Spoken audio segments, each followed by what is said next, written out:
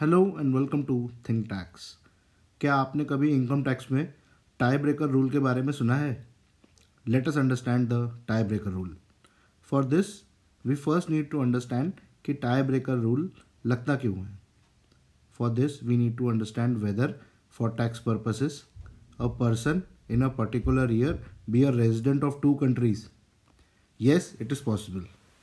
Generally speaking, a person is said to be resident in India if he resides 182 days or more in India. And अगर UK tax loss की बात करें तो a person is said to be resident in UK if he resides in UK for 183 days or more. So, in case a person out of total 365 days resides in India for 182 days and in the same year resides in UK for 183 days. In this case, he will be resident of which country? As he is fulfilling the residential condition of both the countries, can he be resident of India and UK simultaneously? No, he has to be a resident of only one country for tax purposes.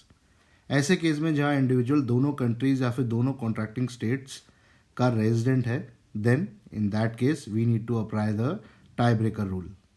Tie breaker rule test, which is provided in the Model Convention to determine the country of residence for tax purposes, is a series of rules, primarily 5 rules, in which one rule is applied, and if the conditions of the said rule are not fulfilled, then you move on to the second rule and test the conditions of those rule.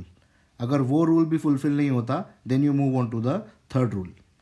इसमें जो first test है वो ये कहता है कि जहाँ पर इंडिविजुअल का परमानेंट होम है वही उसका प्लेस ऑफ रेजिडेंस है.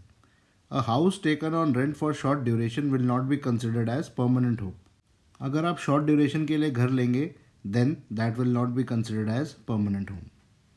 सेकेंड टेस्ट, अगर फर्स्ट टेस्ट का रिजल्ट इज इनकन्क्लूसिव यानी कि इंडिविजुअल का दोनों कॉन्ट्रैक्टिंग स्टेट्स में परमानेंट हाउस है, then we will have to apply the second test.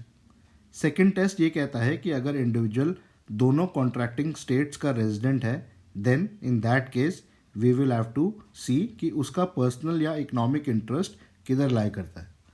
This means the state where the individual has his family and social relation, occupation and place of business, then he will be resident of that country or that contracting state.